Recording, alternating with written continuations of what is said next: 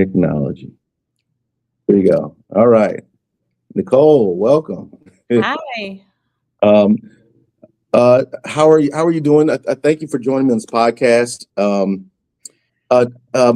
My first question is, what do you know about me?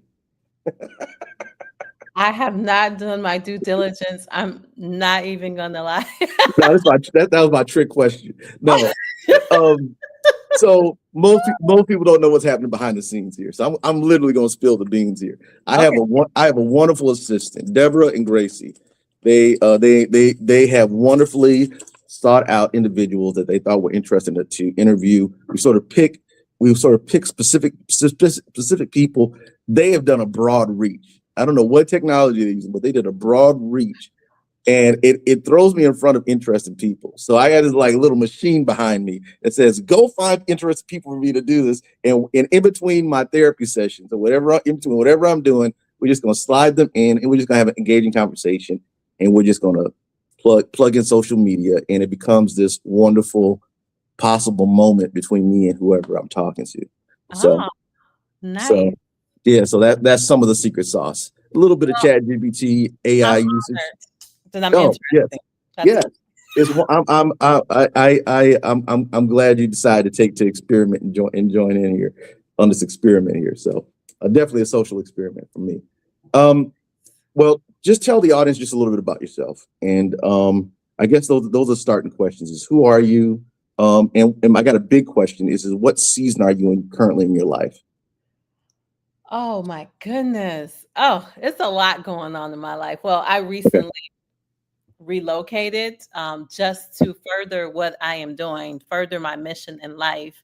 okay, Um, I am in Charlotte, North Carolina, and I'm in the suburbs on the outskirts, but basically that is the fire. I mean, Charlotte is just really on fire right now. okay. And I've been able to make so many beautiful connections here. When people say they're going to do something, they mean it here and Oh they follow wow. through, and you have all the community, surrounding you, what you're trying to do.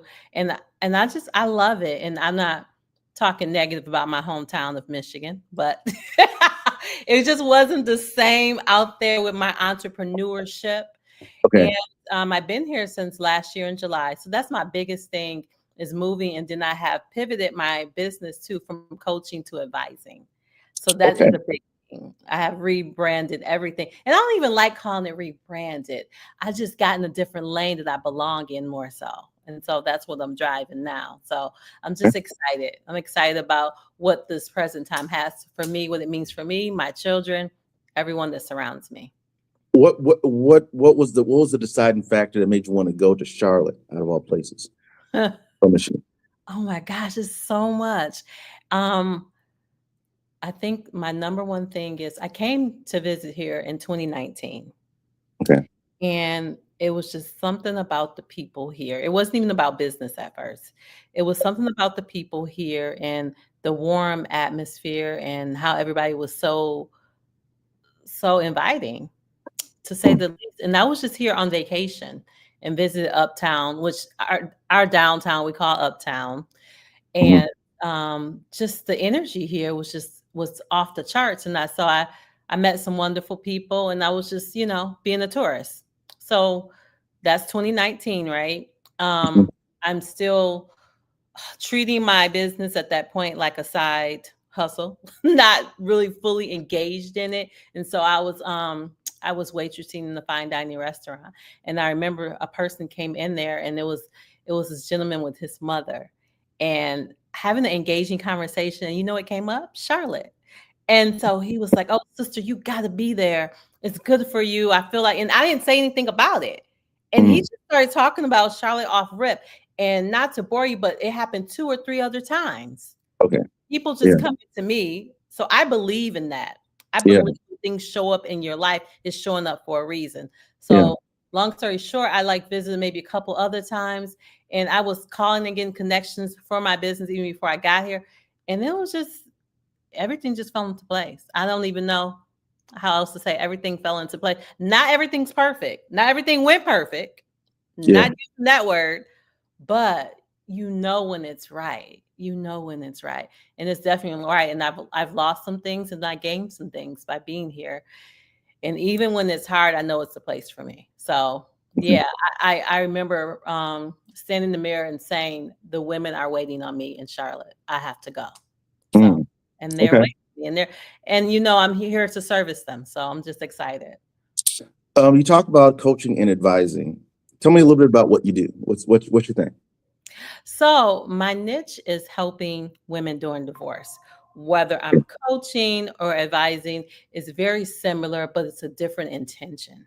Mhm. So, just of course, I'm a product of divorce in my life.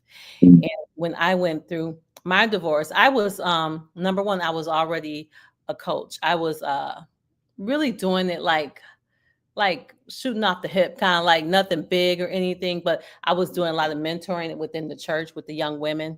And so Mhm. one of my young women told me, "Oh, you need to be a life coach." And this is back, oh my gosh, this is so long ago. I don't want to date myself, but this is so long ago. I didn't know what coaching was. And so I was just listening to her like whatever, because my main aspect back then was being a stay-at-home mom, helping my then husband with his business and Mhm. working in the church. So those were my three things I was focusing on. And so I was like, okay, maybe, so I looked up coaching. And so I started helping women back then, just like me. They were married, juggling everything, trying to align their lives. And so that's what I was doing. And so when my life blew up, it was 2019, wait, my dates, 2018, I believe. Yeah. My life blew up March the 20th. I was out of the marital home within a month, April Mhm. 18th. Took nothing with me. Never tell one of my clients, not a one person out there not to take anything. But took much of nothing, didn't even have a vehicle. Anyways, thankfully, 8 months beforehand, I had found the job because I never really worked much out of the marital home. I was just having clients here and there, which wasn't going to support me, of course. Yeah. So I had a steady income, had my clients that walked away, by the way, because once you helping married women, you getting a divorce, they're not gonna say, "Oh, take me, I'll still be with you." So, Right. but it was okay. So I left everything, like I said, had to rebuild my life. And I remember someone looking at me, and I wish I could remember this pivotal moment like I should, but I really don't. But them saying, "Oh, you're doing so well." Mhm. I am doing well. And when something's in you to do, it's in you to do. So the coach was always in me. And I Mhm. had stopped doing it because of my life. And so Mhm. then I realized everything I was doing, everything I was creating in my life was for others. Mhm. So at that time, I was helping men and women alike. And so I was like, okay, so let me start this back up. And so then I attached the word divorce on top of coaching. And Mhm. so that gave me a whole new world, and it gave me such a sense of fulfillment that I just didn't go through this for nothing. That it was to help someone else as well. So that's how it all began. Um, you mind if I pry a little bit further, seeing as that you No. are a divorce coach? Like, it seemed like you were living sort of like in my end, we watched Leave It to Beaver back when I was a kid. With all the, it seemed like you had a very modern life, uh, comfortable life, and then something happens. Then the divorce happens, and then does your life crash? How does one take that experience, and how quickly did things shift? So my life was a lot of I say ignoring reality Okay. in order to keep up how it looked on the outside. I knew things deep down inside that I would Mhm. never say out loud, and never, God knows you can't tell nobody your business, even if you have. So I was Yeah. really on the outside, it looked pretty good, of course. Um, but I knew things were wrong, but I didn't know the depth of it. So when someone Okay. called me and told me the depth of my what was going on in my relationship, I'm telling you, I was so afraid because I have Mm. wrapped everything up in being a wife. So Mm. I was so proud to be a wife, someone's wife. Mm. Oh, I've been married because at that point I got married in 17 years. I was married for 17 years. So to be married for that long was just a sense of pride because Yeah, everybody was falling by the wayside. I'm like, I'm still here. We're still standing. You know, yeah, we got this. And so I had a sense of pride in it. And and this is rare for me to, for I don't know if it's rare for women to feel this way, but I was really negative about the single woman, to be honest, the single mother. mm, You know, I felt like, oh, she's so lifted up. But what about us women that are married and trying to keep it all together? And that was my pride within coaching. And so to have that wife stripped away, that title, I didn't know who I was. yeah, And I'm like, because to be a good mother, to be a good Christian, I had to be a good wife. And I looked mhm, towards him to say, oh, you're doing good. That support, that love, that respect, all that. You know, I was his ride or die. He meant a lot to me. yeah, You know, I got married at 22, so I was quite young. And yeah, so I really did not know who I was, and that was my biggest problem. I had to get up quick though. I had to get up quick because of my kids. If I didn't have children, I don't know where I would be. mm, Because I didn't turn to me like not wanting them to see certain things and know certain things and to do this quickly and as clean as I could with them not really, how can I say it, not really feeling as much pain or disrupting their lives as much. It was just all about getting them where they need to go quickly and leaving him because that was a toxic situation. okay, And so that's what got me through. But I was really devastated that I didn't know how my future was going to look. I really didn't. I had a lot of support system around me, all my friends. I'm telling you, if you looked at my apartment back then, it was everything that they had given me. My apartment was fully furnished mm, by friends. And mm, by months went by and I had a vehicle to borrow through a friend. You know, everything came through my support system. And mm, that was people that he was actually trying to isolate me from, you know. mm.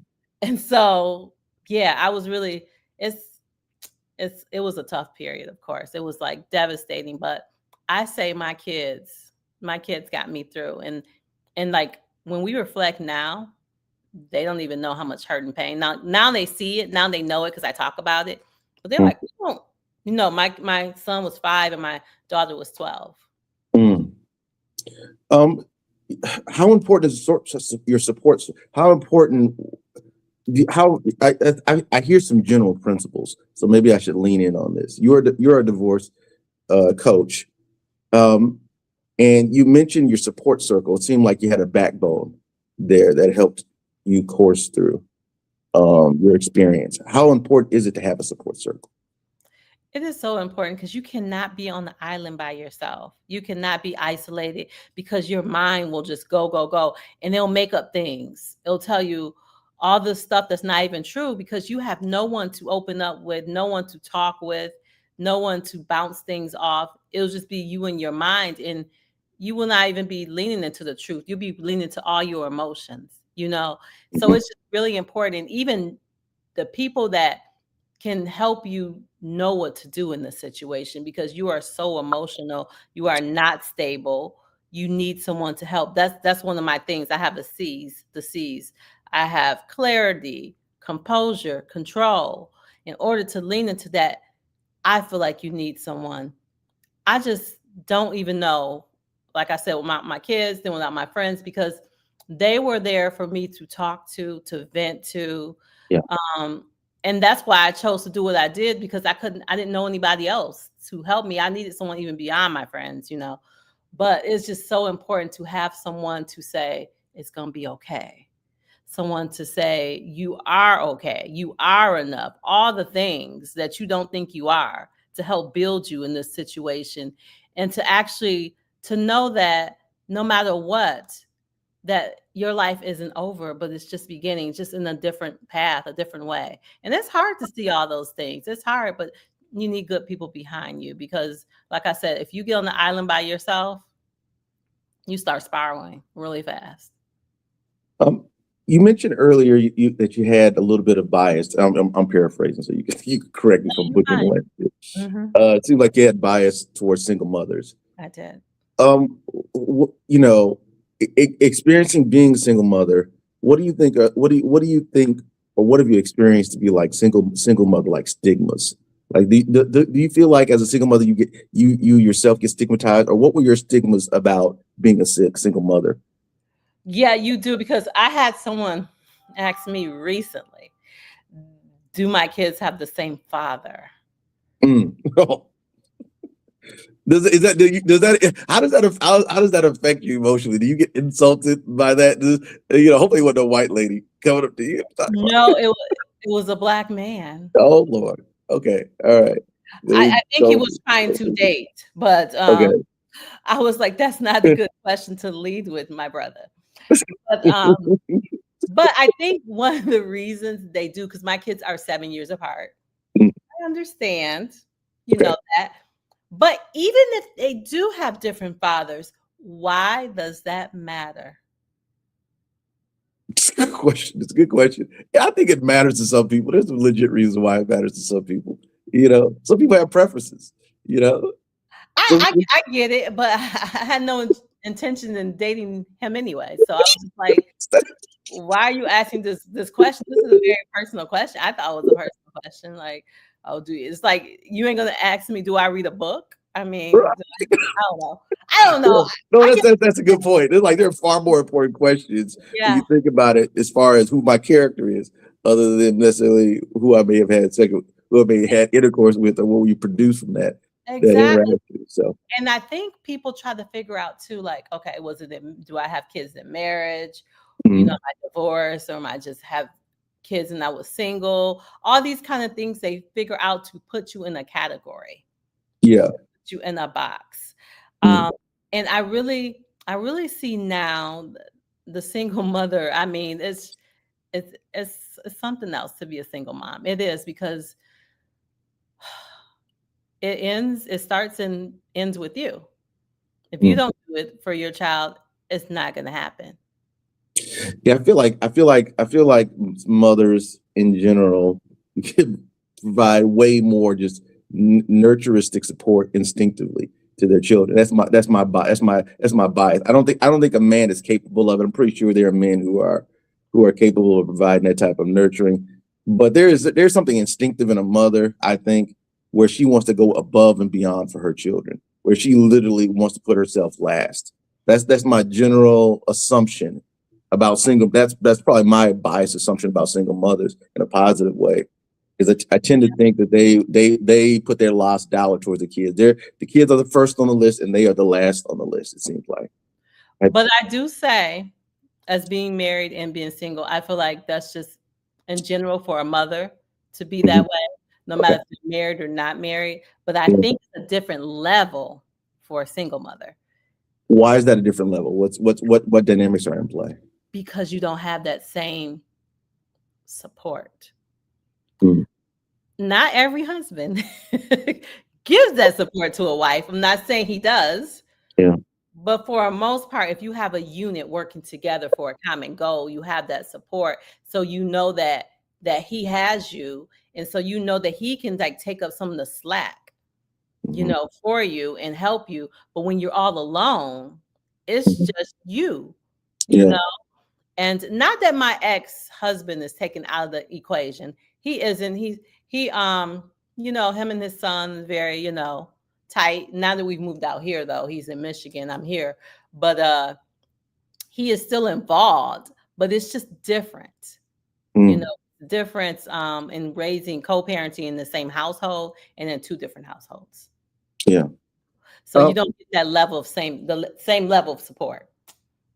Um, I would also imagine that single, I would imagine that in a marriage, the kids are the difference would one of the differences would be. I always are as one. It's one of the advice that I try to give couples is make sure that you guys are priority first and the kids are priority second, kind of deal, because the kids are going to move out and go away. And I think that with the single, and this is my bias, I think with single mothers, because when the man is not present there, the kids, then there's this, I don't know whether it's an opportunity, or I don't know whether it is because that's just how the mechanics of it, that kids become the focus, because there's the husband is not there to take that weight of distraction. So in my bias is that the mother becomes completely focused on the well-being of the kids because she doesn't have that necessity to focus on the husband. That makes any sense. So now she's locked in. Yes? No? No, I do agree to a certain extent. I do agree with that. But I don't know. I don't advise single mothers to be that way though. I just don't. I Okay. feel like as women, we need to have more of a balanced life than we do. 100%. Speak to that. Come on, speak on it. Preach to it. What's talk about that? I mean, you're an advisor to individuals. I'm assuming single women in particular. Yeah. What is your advice? What is the advice that you give to single mothers on how to live a balanced life rather than making the kids the sole object of focus? Okay. But I think that could easily happen, especially to women's credit. To women's credit, right. To our credit, it does, because what happens is, and of course I'm generalizing, this is not every situation, I want to stress that.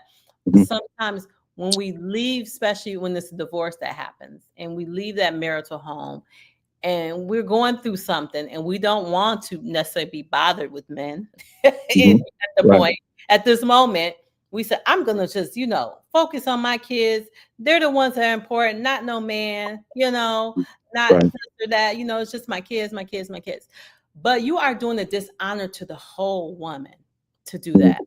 And I'm going to say some do nots. And I know not everybody's going to agree. I don't care.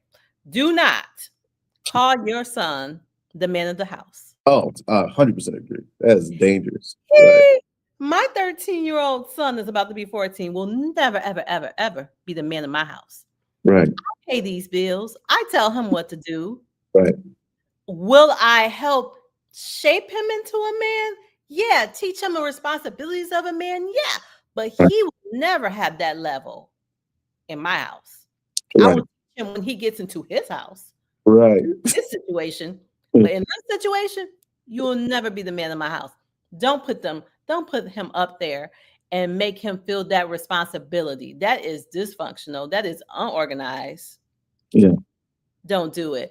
Number 2, do not allow the children to view all the people you are dealing with if you're dealing with somebody. Yeah.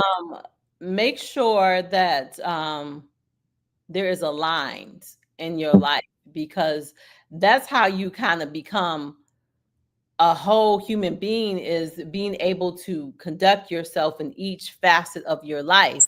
And when you need to bring those things together and merge them, it's okay. But it's okay to have your time, your thing.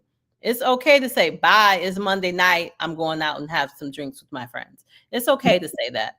It's okay to say, okay, so your friends can come over today and I'm going to spend time with you. So you, boyfriend, don't be seeking me.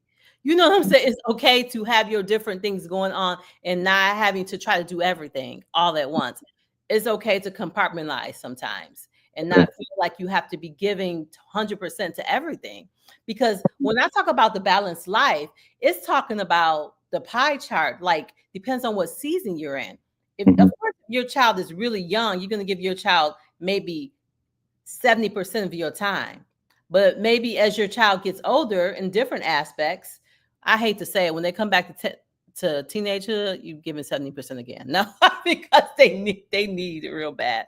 But I'm just saying, it depends on what season you're in with parenting, because it's sometimes you need to let go and pull back and let them do certain things and let them be out there. And you need to maybe focus on your career, or focus on maybe exercise or getting yourself the way you want, because we go through things premenopausal and all this, your health and all different issues. It just depends on what season you in, what you're going to give things, because everything is not going to be equal in the little pie chart. Everything's not going to be neat, but you have to have your priorities, then set your boundaries in that.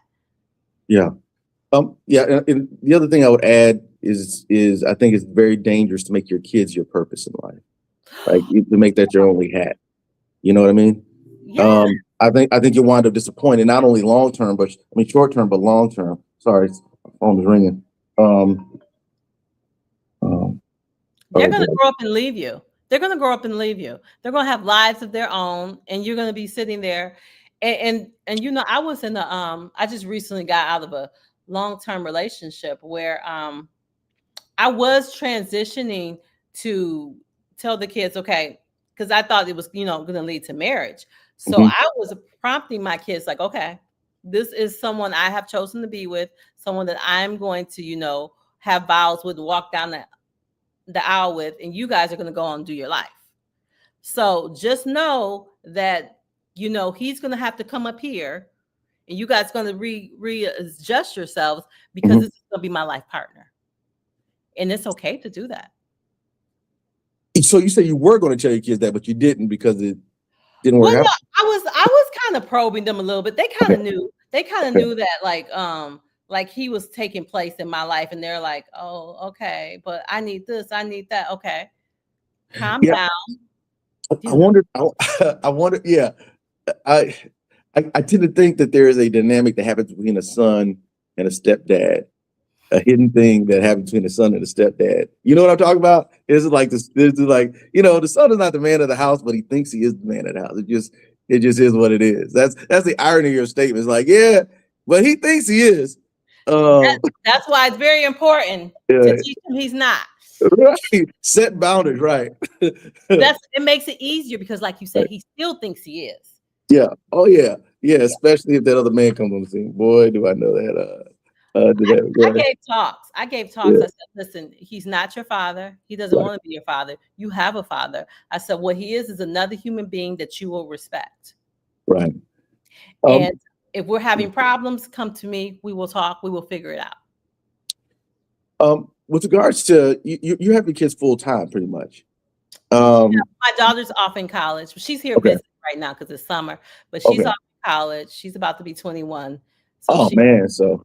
Yeah. yay. Yeah, man. No kidding, man. It's a beautiful thing, man. To get them to that point.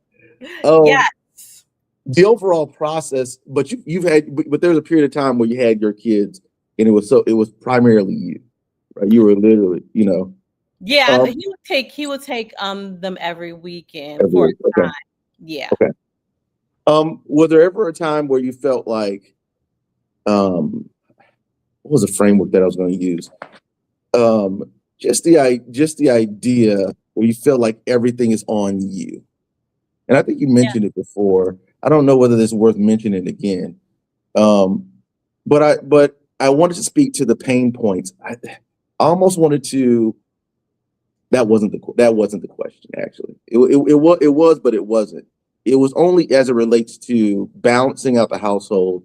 And what exactly does balance mean from a standpoint of prioritization? Like, what are the things that you think are important to include within your balance of self?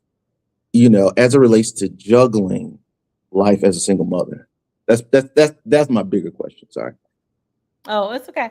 Yeah. So like, I guess I'm gonna use my current state right now because I am on my own because Steven goes nowhere now. Like he goes nowhere on the weekend. He's with Okay. me. Okay. Like so it's important for me to have my quiet time. Okay. Quiet time. It's important for me to have that. And it's important for me to go out with friends as well, or Okay. have friends over, or for him to have friends over, for him to be social as well. Okay. It's important for him and I to have our together time. All that is so important. So I try to schedule things.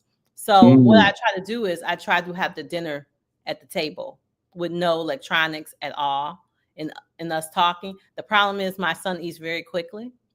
mhm. And he's done eating. I'm like, wait, we haven't really talked. But you Boy, just boy. said we had to have dinner together, you know. But he's shoveling anyways. But yeah, so I try to do dinner together. Okay. And then before he goes to bed, I try to talk to him, have a check-in. Mm, When he first gets home from school, he doesn't want to talk to me really. I know okay. parents like to say, "Oh, how's your day?" Blah blah blah, all this. Nope, Steven wants to go and be in his land because I understand the day has been long for him.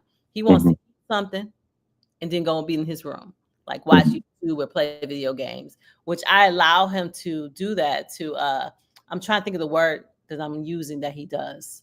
It was a decompress. There you go. Okay. Exactly. So I allow him to do that. So those are my two pressure points. But then I have right now, like Mondays, I'll go be with a friend. Like Mondays is my day where Okay. I'm going later in the day though, where I can have time with Steven first. Mhm. And then it's closer to him. You know, he has a couple hours before bed. And I say, Mhm. okay, I'm going out. I go out usually at 8 and his bedtime is 10:30. So I don't feel too guilty because that guilt is true. That guilt is something else. That divorce guilt, that single mother guilt, it is so true. Okay. So anytime I'm doing something without him, I feel like, am I abandoning my child? Okay. And and I used to feel that way all the time. Even if I was married, I felt that way. Like when I would leave my kids and go do something fun. But no, Mhm. you got to do it. You got to push through that because it's better for you. You are a better mother when you take your time and you take your break. And Is there then, mhm. mhm. Well, is there anything that you said to yourself to get past that guilt? Yeah. So I say to myself, Steven's 13, and Steven don't even want you up in his face all the time like that. Hello. So then I'd be like, "But it's just me being there." No, he don't even want you there. You've already did your check-in. You already did what you're supposed to do as a mother. What's Yeah. one day gonna do out of the 7 days? You got to have your time. You Right. got to enjoy yourself. You're better when you come back anyways. You're gonna get on his nerves anyways. He's gonna get on yours. Let's just put reality in there. And Yeah. sometimes we don't. We be like, we be in our feelings and our emotions, and reality says you need to step away. Yeah. Okay. Every mother needs to step away. You're a better mother when you do. Better mother when you do. So I usually just tell myself that. I tell myself that. So I go and enjoy my life. And then I have to do some networking that night sometime too for the business. So all that sort of stuff. Steven's at this age where he's totally okay being with himself. I have the cameras. So I know Right. he's safe, all that kind of stuff. So I set those. And then it's important for him to have friends over for me because I like to Mhm. get to know who Yeah. he has in his circle. Yeah. And then I like to have friends over too because I like Steven to be able to socialize in my circle. I don't always say go away. There's Mhm. adults here. No, I like to see him be able to rotate with adults, and I think it's very, very it's a very important thing to have social skills, and kids not just be with kids, but we all socialize together. I know back in the day, be like, oh, we haven't grown folks talk. No, no. I mean, there is times where I tell him to go, but there is times where I want him to stay and socialize and we can do something, all together as a unit. Like Yeah. when my best friend came and visit, we played games. We had my daughter on FaceTime. She was in college. So we're all interacting together. So that's very important. And then it's very important just to have my alone time as well. After a certain time at night on the weekends, when he's up, I said, I'm not mama no more. Okay. It's after 11. Leave. Right. You go do you. I'll do me. I want to be on the phone. I want to, just have fun by myself. So my Right. by myself time is really important to me too. So We talked about balance, and we were sort of veered into, and balance sort of veers into self care. You talked about a little bit about your self care activities, time for yourself. Even the scheduling is a form of self care. Even the form of saying no, particularly to your son on the days where you need your quiet time, is a form of self care, right? Saying no, knowing when to say no, and saying no a lot yes. without feeling like you need to overcompensate, right? What are other forms of what do you recommend?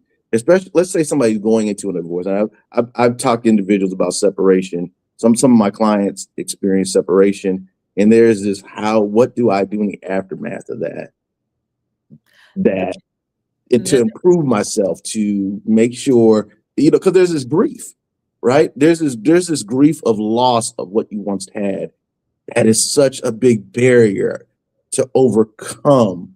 And I guess my overall question is, well, how do you compensate for that? What does self care look like as it relates to compensating for that? so grief is something else, especially when you're grieving someone that's still on this earth. Yeah. It's like, and you're grieving the relationship, what you thought you were going to do, how your future was going to look, all these plans you had in your head. When you plan things in your head, you always seen that person with you. Yeah. You didn't see yourself by yourself. And so you're like, we wanted to do this, but when we were doing it, we were compromising, right? And so we've been compromising so long, we don't even know what a straight decision is for ourselves. Mm, And so I talk to a lot of ladies that don't even know what kind of cereal they like anymore. You know, mm, just it's just a lot. So one of the first things I do is I make them aware that, because I get a lot of women saying to me, I want to get back to where I used to be, who I used to myself. You know, I want to get back to myself. And I said, you're never going to get back to that person before you were married. You are right. becoming a brand new person. So let's embrace that and let's learn who that new person is. So it's called self-discovery. And so Mm, when you really sit and think about things, and I'm all about making a list, whether you want to talk into something to make a list or you want to write it down, make a list of different things you like and different things you do. Sometimes when you do that list, you find out a lot of things you do, you were doing because you were compromising. You were doing because he liked to do it, or maybe you both found the middle way, point where maybe he didn't like this and you didn't like this, so you decided to do this. A lot of things is about the unit that you were in. So then you kind of sit and think, oh, well, I really don't want to do this.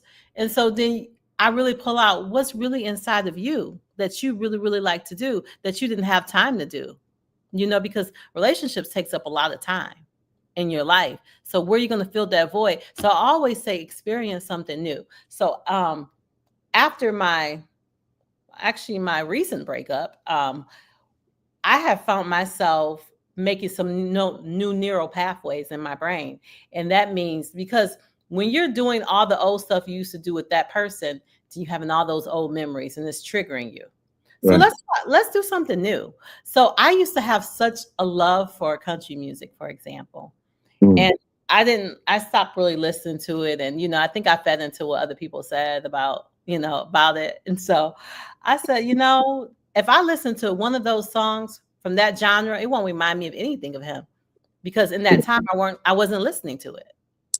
mm, So I'm going to do something different in this season to feed where I'm at now to go forward. So I know I won't be looking back. So I'm training my mind, doing different things, trying to different new places, and not just going to my same routine and thinking, oh, we used to do this. Oh, we used to do that. No, let's form some new things.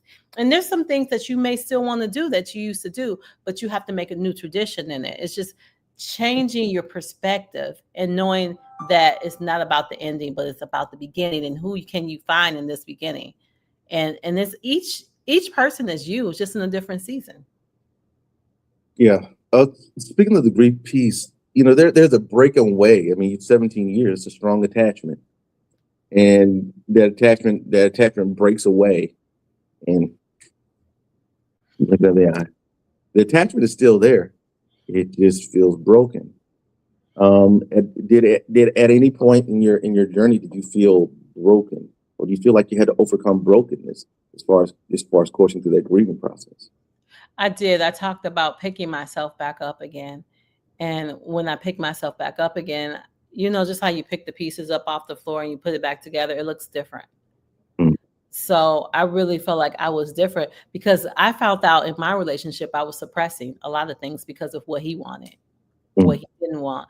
He didn't like, I'm a very loud person, He didn't like that loudness. So I, I tend to down my voice over the years, and mhm. I didn't even realize it. And so I just learned that it's okay for it to be loud. It's okay to, I essentially just started being more of me, because I Mm. think within my relationship personally, I started adjusting and changing to what he wanted.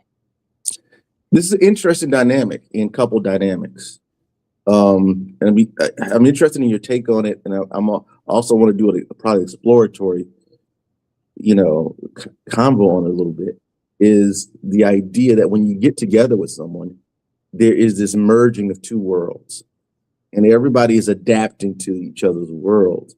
And sometimes in adapting, there's a connotation that you lost yourself. I don't know whether it's necessarily a good or bad thing. I think it definitely can be a bad thing. But I also think it's almost necessary if you're trying to survive a relationship to have the adaptation.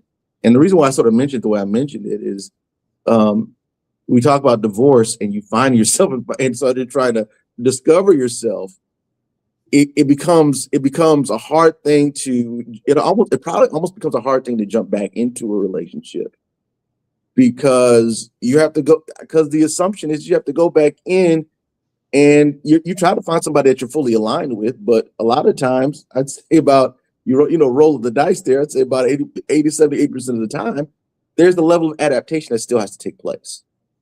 And I think I would imagine that could be difficult if you are found yourself. But clarify what I'm talking about. You get what I'm saying? Is give me understanding there. Maybe I'm looking at this wrong here.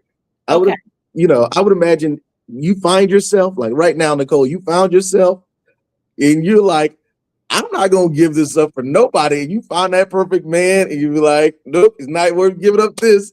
For this. You get what I'm saying? You understand that difficulty in that transition there because that adaptation, some of the adaptation is natural. I'd imagine you have to, or you just got a long-term relationship. Did you ever experience that piece where you were like, no, he's asking me to change, and I am not going. I just fought for this. You know what I mean? Yeah. So my last relationship was 7 years. Oh man, yeah. So yeah, serial. Yeah. That's healthy. I would consider that healthy. Being in a long-term relationship. Rather than just going from bouncing around. Yeah, that's totally not me. Yeah. But just talk about that piece there. Do you get what I'm saying? Like there's a natural and unnatural adaptation that takes place. And I don't know whether it's healthy or bad. Give me your take on it. You think it's bad for couples to adapt to one another in order to survive the relationship? Give me your take on that. So this is what I always stress before you even get in relationships, young ladies, please know yourself to a certain extent to have negotiables and non-negotiables. Okay. Right. So, sometimes you can negotiate on something. It's okay. It's okay to go negotiate on some things, but some things it's just not because it's who you are. You should not be changing for anyone but for yourself. If you deem that there's something within you that you want to change and you want to better yourself in this way and that way, go ahead and do it, but not because that person is demanding of you to be someone different. Okay. They have to fall in love with who you are at that moment and who you love yourself to be. You know what I'm saying? Okay. So my last relationship, when it was over, about 4 months now, I believe, when it was over, you always have regrets. But my regret wasn't that I did stuff to compromise. Not like it was in a 17-year marriage. But did I sit and think? Listen, did I sit and think, Larry, maybe I should have? Maybe because when he said this or that, maybe I should have changed that. Maybe I should have. No. No, because I am me. And I'm going to continue being me. And you have to fall in love with me. Or you're not in love with me because that's not me. I get it to a certain extent. I think like, where's your disconnect? Huh? Where's your disconnect? There's not necessarily disconnect. There's just more. I feel like there's more to it. I'll put it like that. Like going back to what you're talking about when you talk about when you get a divorce, you're not trying to go back to the old you. You're trying to rediscover a new you. And I think that is very much a developmental process from, like I always tell individuals, when you go from, you change like every 4 to 5 years, your whole biology changes. That's like, right. There's nothing fixed on you. That's right. Everything grows out and becomes a different version of you. And it doesn't change going into adult. Our features change, our whole biology changes. So when we talk about discovering ourselves, I said that's a moving piece and not a fixed piece. That's right. And it is catered and part of change and development is, I would say 50%, but some would argue 100% as it relates to our environment. And so that's where it gets a little bit messy, right? Because if you have a person that's a part of your environment, to what degree do you adapt toward them? If you allow them to make you who you are, that's what you're saying, right? Or the idea that when you get into relationship, there is a meshing so much so that who you are is something completely different naturally. You get what I'm saying? It's a necessity you have to give up a part of you in order to accept that part of them. I would even argue. Mm. Yes, this is very particular for me. For as a man, I can understand the principle from the standpoint of sacrifice. Like men understand that I got to do something I don't want to do. Sometimes I got to do something I don't. But women know that too. I mean, that's very much We our all point. have to do things we Yeah, don't want to yeah. do. You know, so that there is this, and there. I think I frame it from the standpoint of sacrifice, one thing to yet another, which I think is a very natural aspect of relationships, whether it be in a couple's relationship or at parenting. It's even if you are doing self-care, even if you are making sure you got balance, there's still that element of sacrifice that is brutal, that is still there. You're carrying it. You're carrying it even under the illusion of balance. You get Because what I'm you saying? have a whole other human being that you're responsible for. Right, right. There are certain things you don't have a choice but to do, and if you're going to make things happen. And I'd almost argue the same for relationship. But I'd also argue, this is my last piece. I would also argue that you really, when you get into a relationship, you don't we don't know who we are With that person. until we don't know when we interact with that individual. We don't know what our identity is. We don't even know what the identity shift is. We're learning that identity shift. Does that make sense? So sometimes we find ourselves fighting against an identity because it contradicts the identity that we developed or we learned to love. Does that make sense? I get it. I do Okay. get what you're saying, but I always feel like there's something inside of you, whether you want to call it your compass, the Holy Spirit, your Yes. intuition, whatever, that tells you what's right and wrong for yourself. Yes. I And you agree. have to Yes. follow that. You have to, Right. because that's when Yes. you get in trouble. That's Right. when you get in trouble. Yes. 100%. Yeah. Because when you're listening to the outside, it's not even have to be just a significant other, but even could be friends, or family. But you have to really be able to trust that and trust your instinct, because Yes. From a spiritual perspective, I can understand it 100% with regards to not compromising my inner man or not compromising my essence. Um, exactly. Now, my fleshly wants and needs may need to be negotiated, right? Because my fleshly wants and needs are not in full alignment. But I know what's healthy for my soul. Like the Holy Spirit is going to tell me what I need and what I don't need. And I Yes, never want to, I exactly, never want to, I never want to undermine that in order to compromise my relationship because that exactly. that yeah. So I get it. I get it from that framework. I get it from that framework. There's fleshly adaptation, but you never want to compromise so much that you contradict your essence of who you are. There's that thing Exactly. that fixed part of you that never changes. The part of Exactly. you, I never want to give up my likes, my wants and needs. I just figure out how to adapt it within the relationship. And Yeah, I stress if you do, you're giving up yourself, and that person's not really in love with yourself, yeah. but that person's in love with who you are portraying to be. Mm, You can never portray to be someone that you're not, because you're always going to come back to yourself. mm. Yeah, this becomes interesting because it's not people are not clear on this part here. Like when you say, "Does he love me for who I am?" It's I think it's such a complex question. I mean, that requires development on your. That requires you to know who you are. That you're again, like you were saying before. I think you spoke to it actually. So I think I can fall back on that. You got to know what your deal breakers are. You got to know yourself enough to Yeah. know what the deal breakers are and and everything else that can be negotiated or compromised. You So you you really do. And just it just takes knowing yourself. And sometimes it takes knowing yourself is going through some relationships sometimes. mhm. Yeah, Going through the ups and downs of life. And it's okay not to know things all at once. This is a exploratory journey that we're on. And like you said, you change in different relationships. But I just don't want people to change and try to change for someone to love them. yeah, And the thing is, do you give love to be loved, or do you love people because you love them? Yeah. Yeah. I think there's something in between that though. Sometimes you do things to survive. Sometimes Mhm. you do things to make peace. Yes. And I, I think it's out of it comes from love, but it's not coming from the direct framework of love. Does that make sense? Like wow. Yeah. Definitely. you know what I mean? It's like Yeah. um you know, I want to do things out of love, but there are certain things that I'm doing because it is necessary in order for us to get to a point of love. That's difficult. Wow. Okay. Okay, man. That's like a man thing. Yeah, Okay, to get to that point, because you're trying to. Because sometimes when men are pursuing a woman, mhm. they're trying to get to a certain point in order to get that relationship when they're Right, in. right, they're pursuing. That's right.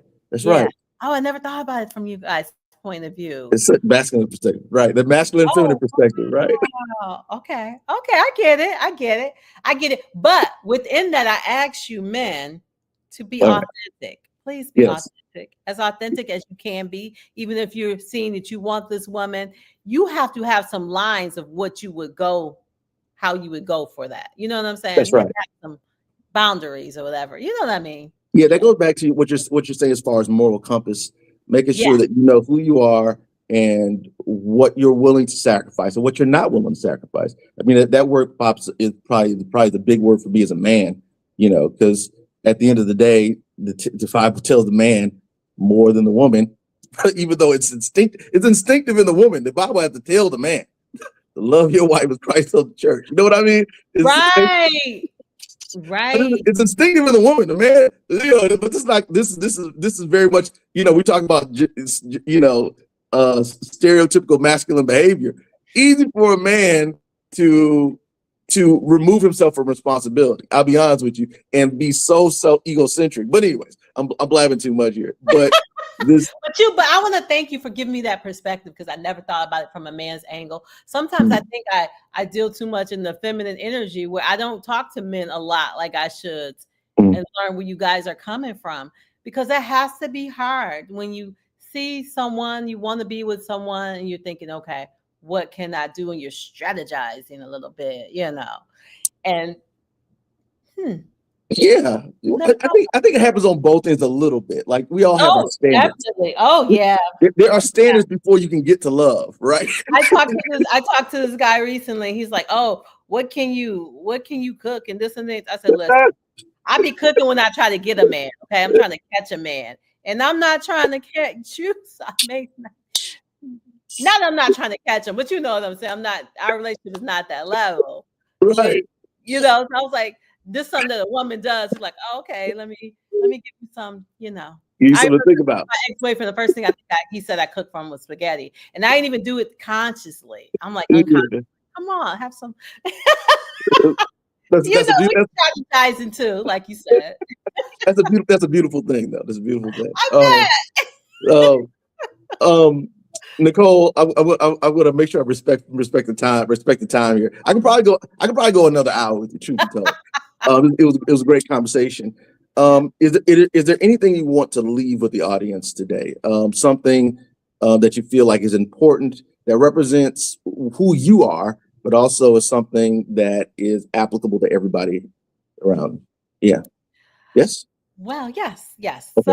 So I just want anyone under the sound of my voice know that everything, and I said this in the video, and I said, well, I hate when people say everything happens for a reason. When you're at that point, you don't want to hear that. When you're in pain, you don't want to Thank hear that. you. Right. When you're in pain, but I'm sorry, it is true.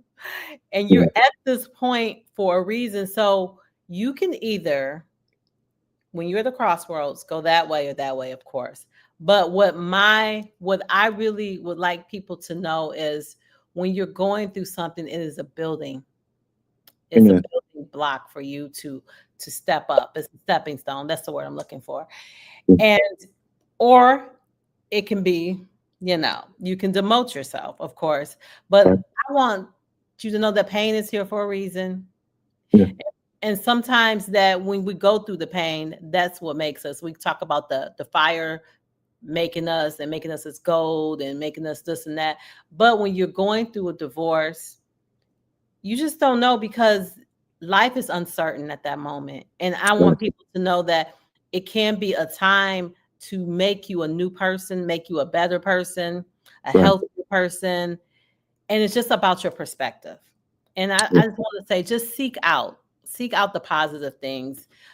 Don't seek out the things where you're going to have a drug to compose you, or drink something to compose you, Yeah. or, even go out and seek another mate to get over, because you really need to work through whatever you're going through. Because if you don't work through it, it's going to be years before you can heal. That's why I always say, when people are seeking out help, seek it out in the beginning. As soon as you file for divorce, seek out help, because it'll help you years to come. It'll help you have that wonderful, beautiful relationship that you want in that future. It will help you do that, because the quicker you get help and you figure out your triggers, you figure out why you did what you did, why you didn't do what you should have done, figure out the whole situation, get some clarity, get some composure, some stability, and then regain control of your life. Yeah. I know that relationship that you think you're grieving, that you think you had all that in, you will regain that in the future, because Yeah. you have truly dealt with what was in the past in order to do it in the present, in order to reflect and have a better future. Because everything in the past, I know that we cannot necessarily, allow that to be our current state, but we can look back and we can figure out some things in the present in order to make our future better. And I just want people to know that it does not matter what happened. Don't feel isolated. Everything happens to everybody, but everybody thinks that, oh, this is isolated to me. It's not. Everybody's going through the same thing in different ways. Yeah. And we got to know that you're not by yourself. You're not alone. You're not on this island. You may be going through it in a different way, but it's nothing new under the sun. Believe that. There's nothing new under the sun. And everybody has gone through it in some kind of way. So it's good to reach out. It's good to find support wherever you can find it. Yeah. Whether you want to find it through a health professional, whether you find it through a friend, a family member, but please reach out. Don't be on that island by yourself. I said all that to say, don't be on the island by yourself. That's where pain lingers. That's Yeah. where stress lingers, depression lingers. And if you have a pause, I always say, if you have a pause, you have a purpose. You are still here for a reason. No one person stops your show. You are going to be stronger. You're going to build, and you're going to step up, because I just know it, because I went through it. I have multiple clients that are going through it, and we all are going through it, but it's how we go through it. So I'm here for anybody. Go to NicoleBright.com and you can put in your information and I will get in touch. But just know that you don't have to do this alone. You don't. I mean, just reach out. If it's not to me, somebody else, because it's a lot of negative things has happened when you lose somebody and you feel like you lost yourself. Yeah, it definitely helps to have the Bible said we have a cloud of witnesses, people who have gone through and been able to go through the fire. So it is helpful to solicit and reach out to individuals who've gone through some of the same things. I definitely think it'd be beneficial. Yes. Nicole, thank you so much. Just like Nicole was saying, if you are going through a breakup, and you're just looking to connect with somebody that understands what you're going through, I think based off of hearing Nicole's narrative and her story, it looks like she would be a great person to talk to. You can follow her at www.nicolebright.com. And Nicole, thank you so much for joining me. You seem very pleasant. You seem very at peace, put together, serene, calm. It looks like you've done your healing. And so thank you so much for joining the podcast. And hopefully we will stay in network with one another. Thank you. I would love that. Thank All you. right. All right. Well, let's shut it down here. All right.